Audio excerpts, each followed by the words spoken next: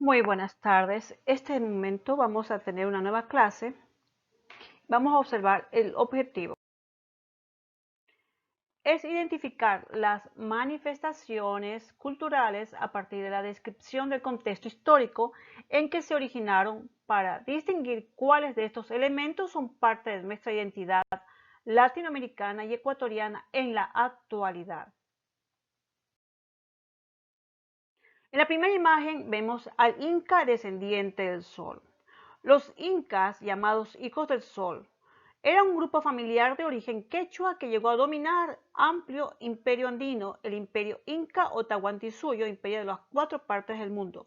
La palabra Inca pues denomina, además del clan dominante, al imperio que formó la magistratura imperial que lo encabezaba y la civilización que floreció en su seno.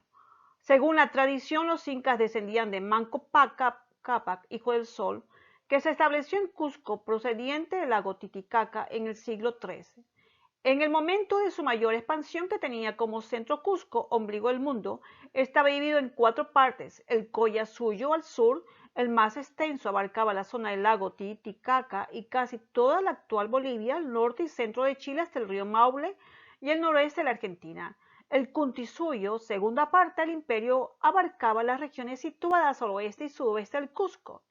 El Chincha suyo, donde los chinchas que habitaban parte de la región ocupaban el territorio del Ecuador y el sur de Colombia.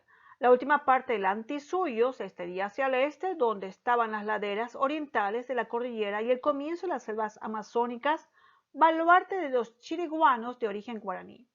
El imperio inca procedía de las tierras altas cuyo centro se había instalado en las comarcas del Cusco. Una etnia que presumió de difundir la cultura en todos sus aspectos fue la agricultura, donde su reinado la que resultó más beneficiada, ya que se intensificó la producción con la construcción de tierra preparada para los cultivos mediante el rellenado de tierras en las laderas de las altas montañas. Eran extensiones de hasta 60 metros de ancho y hasta 1500 metros de largo. Estaban dotados de sistemas de riego.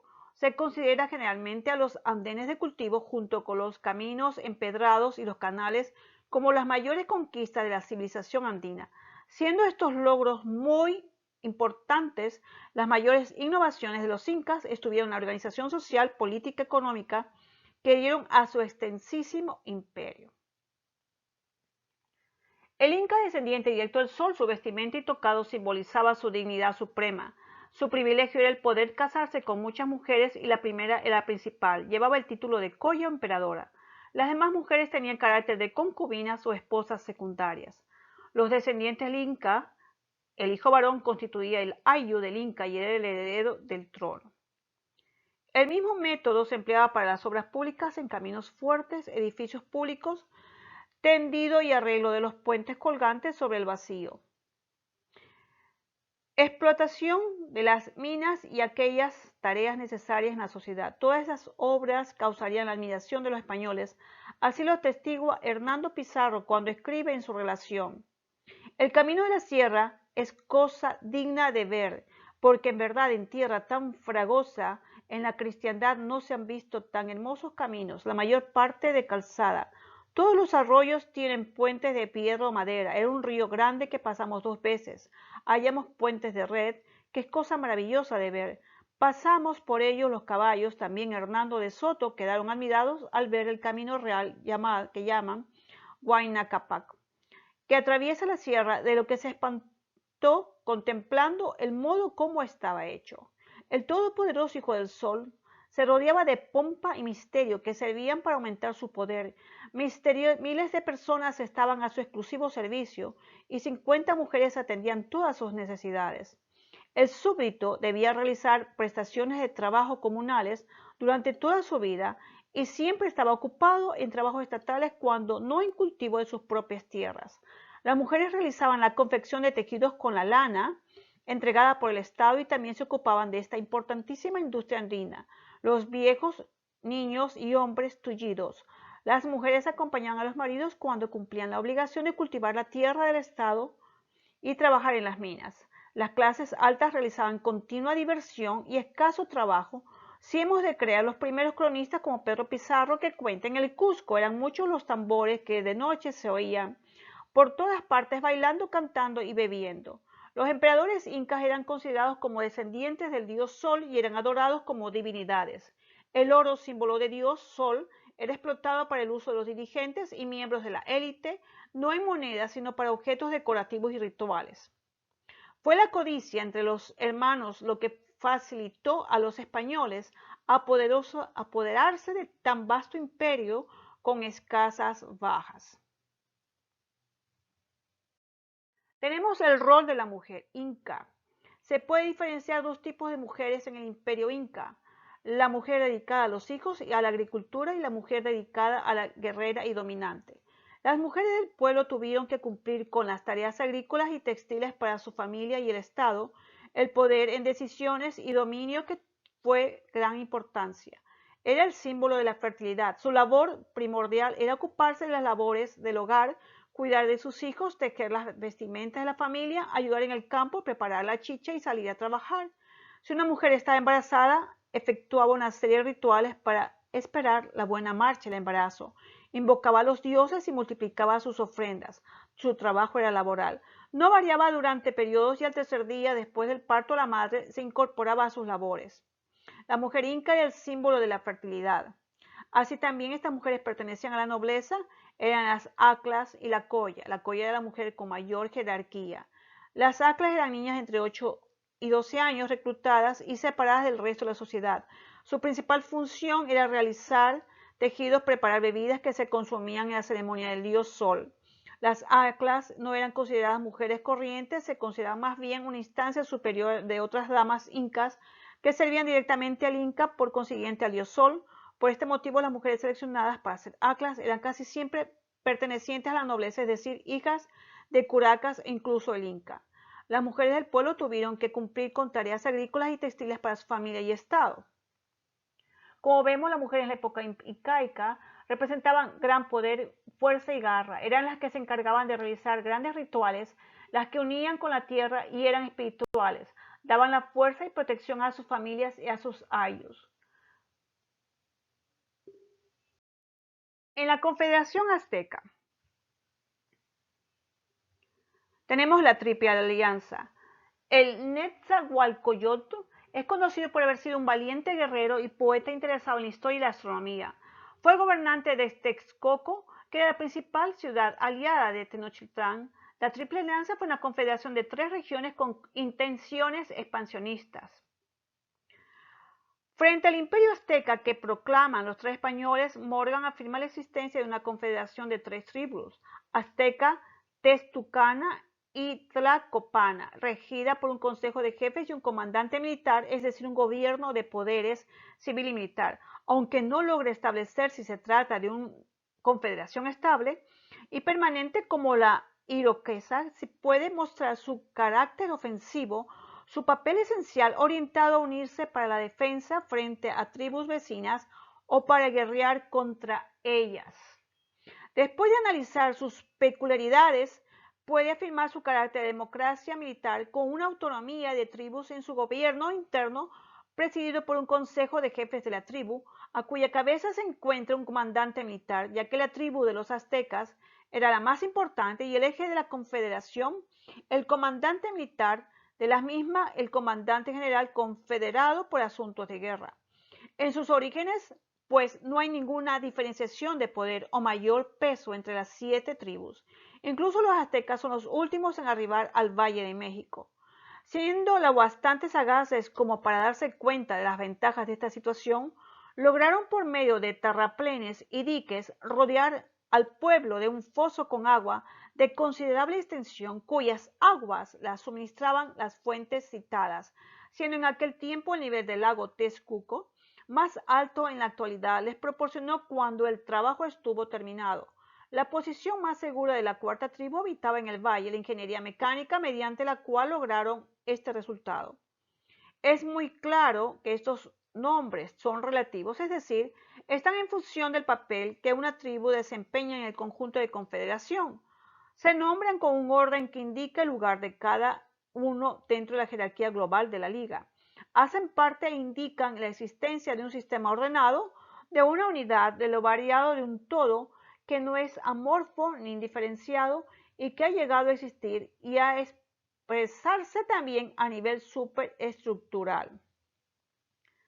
Se niega entonces que los aztecas constituyan un imperio o un reino. Se trata en cambio de una confederación de tribus, cuya ubicación en el desarrollo histórico general puede lograrse con mayor precisión si se compara con la confederación iroquesa, que ha comprendido desde tiempos atrás, con tal limitado material, construyeron las crónicas españolas el Reino de México. Tenemos luego la estructura estatal azteca.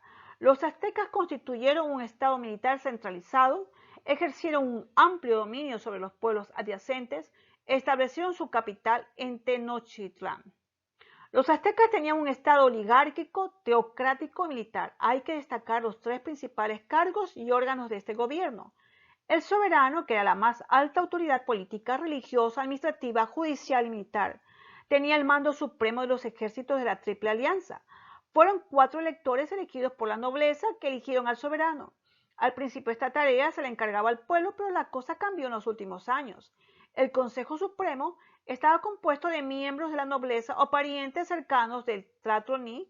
Se trataba de aconsejar al Tlatoani y a la vez desempeñar funciones legislativas, administrativas, judiciales. El Cihuacuatl era jefe de los sacerdotes de la diosa Cihuacual, madre del dios Huitzilopochtli. Presentaba al Tlatoani en las reuniones y lo sustituía como cuando se marchaba a campaña. También era el juez supremo, era en lo militar, no judicial, organizaba las expediciones militares, convocaban al colegio electoral. Cuando moría el soberano, desempeñaba temporalmente las funciones de jefe del Estado. Además, administraba la hacienda pública y percibía a los tributos. Sin embargo, la mayor parte de la población eran artesanos, agricultores, servidores públicos, que se organizaban en grupos de parentesco llamados calpulli. ¿Cómo se organizaba la sociedad azteca? Tenemos pues que la sociedad azteca estaba dividida en 2 grupos, los pilles o nobles y los machuales o pueblos. En la educación azteca los niños eran enviados a escuelas para ser sacerdotes o guerreros. Los aztecas pensaban que el sol, su principal divinidad, se alimentaba de sangre humana, por ello le ofrecían sacrificios humanos. Fundamentalmente por aspectos religiosos, militares, la organización social de los aztecas estaba formada por agrupaciones comunitarias cuyos miembros con aparentes vínculos consanguíneos practicaban el culto a un determinado dios dentro de un mismo territorio. Así, en cada uno de estos grupos existían clases sociales estructuradas en forma jerárquica en donde cabía la posibilidad de darse la movilidad social. Dentro de la organización social de los aztecas, los nobles eran la clase social con mayores privilegios. De esta manera controlaban el gobierno, dirigían la mano de obra en sus tierras, comandaban a los guerreros en las batallas, tenían diversas posesiones como tierras, esclavos o sirvientes y podían optar a la educación para llegar a ser futuros funcionarios del imperio. Además, siendo respetados por el pueblo, gozaban de muchos beneficios como el de consumir chocolate, estando esta casta jerarquizada por los siguientes 3 niveles. Había un gobernante, que era la más alta autoridad de los calpullis, el tetechuclin, clase media de la nobleza, el piplin, la clase más baja de la nobleza. Los plebeyos en la cultura azteca estaba debajo de la nobleza. Estas son las personas comunes. De acuerdo a ello, la estratificación social era la siguiente. Habían comerciantes, artesanos y campesinos, los prisioneros de guerra, la organización social de los aztecas, una especie de esclavos. Luego los siervos y esclavos, que era la fuerza laboral del imperio. Por último, bajo este esquema jerárquico, los calpullis constituyen la base fundamental de la organización social de los aztecas, cuya cúspide siempre fue ocupada por quienes estaban estrechamente vinculados con el ancestro fundador. Tenemos la arquitectura azteca. De la arquitectura azteca se conocen importantes construcciones de carácter religioso. Predominaban las pirámides de piedra formadas por plataformas escalonadas con una escalera central y un templo en la parte superior. Las pirámides, templos aztecas son construcciones que seguían las mismas tradiciones que los mayas. Reflejan los valores, la civilización de un imperio. La arquitectura azteca es fundamental para entender la historia de los aztecas, incluyendo su migración por un lado al otro lado de México y su nueva presentación de rituales religiosos. La mayor manera de describir esta arquitectura es como monumental. Su propósito era el de manifestar poder, al mismo tiempo adherirse a fuertes creencias religiosas. Esto se hace evidente en el diseño de sus templos, en los cuales hay adoratorios, palacios y cosas por la gente del pueblo. Este origen, junto con los Mexica y Tenochca, se utiliza hoy día para designar al pueblo que llegó al Valle de México procedente de Aztlán, luego mítico al norte de Mesoamérica. El arte azteca es fundamentalmente un arte de servicio del Estado, un lenguaje utilizado por la sociedad para transmitir su visión al mundo, reforzando su propia identidad frente a las culturas foráneas. De marcado componente político-religioso, el arte azteca se expresa a través de la música y la literatura, pero también la escultura, valiéndose para ello de soportes tan variados como los instrumentos musicales, la piedra, cerámica, el papel o las plumas. Tienen orden y simetría, pues los aztecas estaban bien organizados, contaban con una fuerte infraestructura y sistemas que movilizaban gente, recursos, materiales con el objetivo de construir grandes edificios que satisfacieran las necesidades de sus pobladores. La arquitectura era similar de otras culturas mesoamericanas, poseía un innato sentido de orden y de simetría. Los diseños geométricos y las líneas extensas eran representaciones de dogmas religiosos y de poder del Estado. Su arquitectura religiosa se desarrolla siguiendo las pautas de la tradición mesoamericana, aunque existen aportaciones importantes. El tipo de construcción más original es de los templos con doble escalinate de acceso, aunque el conocido como el Tenayuca, ese modelo responde también a los templos principales y se trata de una representación dual de divinidades existiendo en Mesoamérica.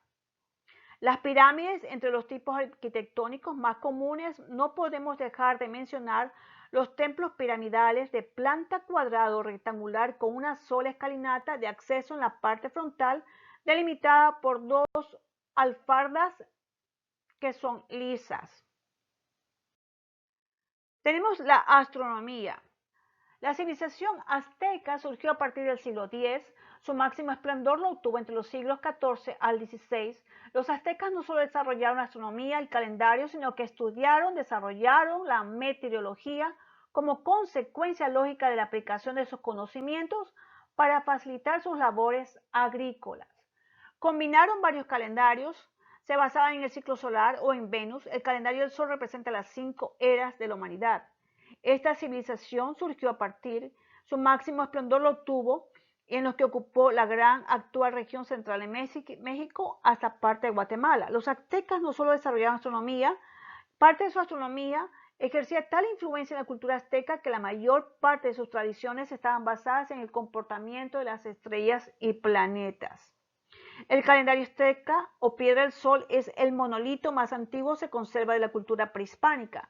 Se cree que fue esculpido alrededor del año 1479. Se trata de un monolito circular con 4 círculos concéntricos. En el centro se distingue el rostro de Tonatiuh, dios sol, adornado con jade y sosteniendo un cuchillo en la boca.